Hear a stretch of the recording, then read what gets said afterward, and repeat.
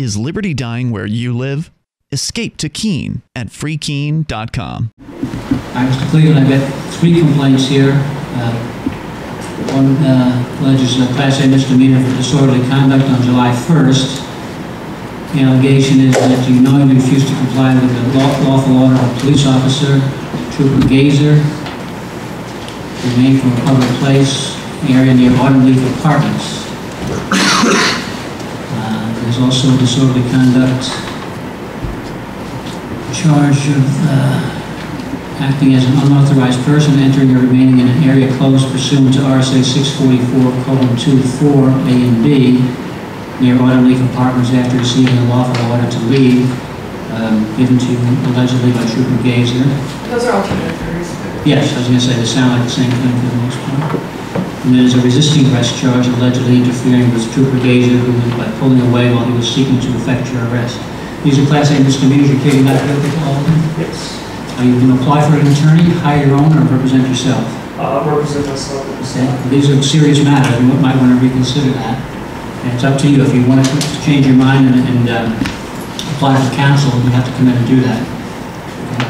We're going to give you a date for your trial after we go over your bail conditions. I would just ask that the court tighten up the present bail conditions. I would ask the court and add some standard conditions, including the condition that you're referring from possessing a firearm, destructive device, dangerous operating condition. Why is that? I think it's pretty much a standard condition in any case. I think. No, it's not. I think it would be an appropriate condition in this case. He was clearly interfering with law enforcement officers who had sought a perimeter around a very dangerous situation. I think it would be appropriate in this case to have that. What are your other conditions? I'm sorry? What are the other conditions? I would just ask that the court add an additional condition that you're referring from the excessive use of alcohol. What are you going to do? I live at 31 Delaware Street, Apartment 1. Is that your mailing address? No. My mailing address is 63 Emerald Street.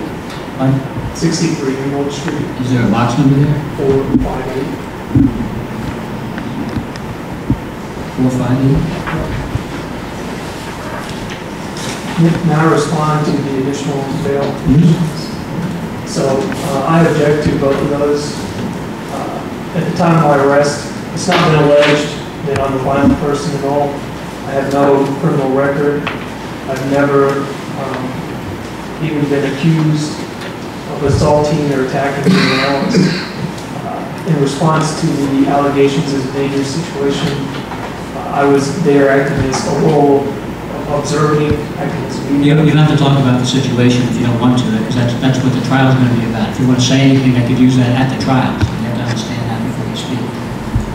And I don't really consume alcohol, so I'm not really opposed to that, but I'm opposed to it simply because I think it has no relevance to the charges I face. Well, that is a more standard bail condition. I'm not going to put the firearm prohibition in there at this time. Refraining from excessive alcohol. If it's not going to be a problem, it shouldn't be a problem complying. Live at that address. If it changes, you need to notify us.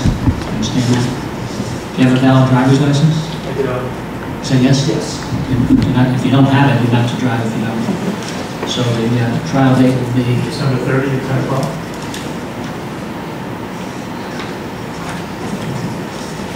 December 30th is your trial date. Again, if you get the notice of your trial before you go, make sure that you don't forget to be here. It's 10 o'clock. Again, these are Class A misdemeanors. The possibility is up to 12 months in jail. I don't know what this case would hold, but you may want to reconsider having counsel. I'm not sure this is the appropriate time to. So my devices were seized that I was recording at the time. How do I go about getting those back?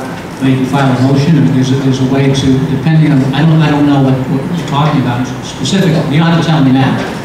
But if you want to, after court, you want to set up a meeting, there are ways that property can be returned and photographs used in their stead. There's a provision to do that so people can get their property back.